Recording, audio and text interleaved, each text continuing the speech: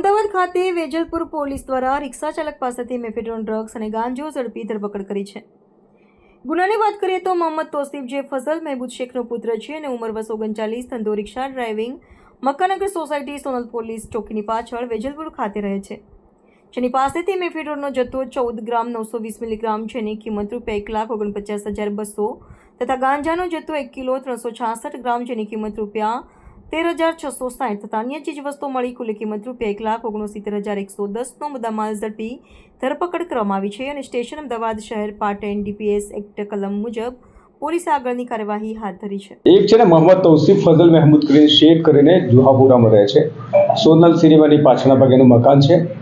Basically એ રિક્ષાનું driving કરે છે।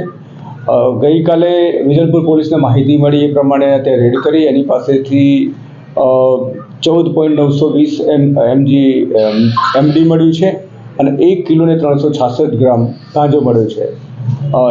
એની પ્રાથમિક પૂછપરછમાં એણે જણાવ્યું છે કે જે MD છે એ મારેજાનો સુરેશ ભોઈ કરીને ડ્રાઈવર છે, એણે એને આપ્યું છે અને ગાંજો છે નસીબ ખાન કરીને કોઈ જુહાપુરામાં રહે છે એની પાસે મેળવ્યો છે।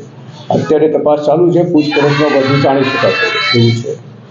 આરોપી શા માટે આ પ્રકારે ગાંજાનો ધંધો શરૂ કર્યો? પહેલા શું કામ ધંધો કરતો હતો અને કેવી રીતના આ લાઈનમાં મેં કહ્યું પ્રમાણે રિક્ષા ડ્રાઇવિંગ કરે છે, પરંતુ એને એવું થયું કે ગાંજોને આ બધું વેચવું તો સરળતાથી પૈસા મળી જાય એટલા ઉદ્દેશથી એણે આ કર્યું અને ફર્સ્ટ ટાઈમ લાવ્યો ને એવો જે પકડાઈ ગયો છે। પરિવારમાં કોણ છે? લગ્ન થઈ ગયા છે એટલો પરિવારમાં કોણ છે? એ અત્યારે પ્રાથમિક રાત્રે અટક કર્યો છે, એની પૂછપરછ ચાલુ છે, મેરિડ હોવાનું જાણવા મળ્યું છે।